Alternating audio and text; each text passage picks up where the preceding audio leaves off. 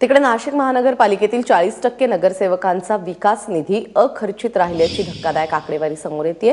विशेष म्हणजे आमदार झालेले 4 नगरसेवक, 2ही महापौर आणि ज्येष्ठ नगरसेवकांनी आपला विकास निधी पूर्णपणे खर्च केलेला नाही।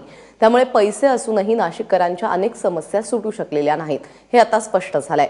गेल्या पंचवार्षिक काळामध्ये शिवसेनेच्या हर्षा बडगुजर आणि काँग्रेसचे शैलेश ढगे यांनी आपला 100% निधी खर्च केलेला आहे।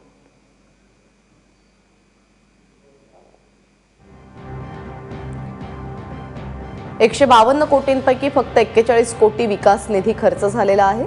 40% नगरसेवकांनी निधी खर्चच केलेला नाहीये। 122 पैकी केवळ 2 नगरसेवकांकडून 100% निधी खर्च झालेला आहे। 12 नगरसेवकांचा 30 ते 40 लाखांचा निधी पडून आहे। त्यामुळे पैसा असूनही नाशिकमध्ये विकास कामं झालेली नाहीयेत। 12 नगरसेवकांचा हा निधी पडून असल्याचं आता या आकडेवारीमध्ये समोर येत आहे। 45 नगरसेवकांचा 10 लाखांचा निधी पडून आहे।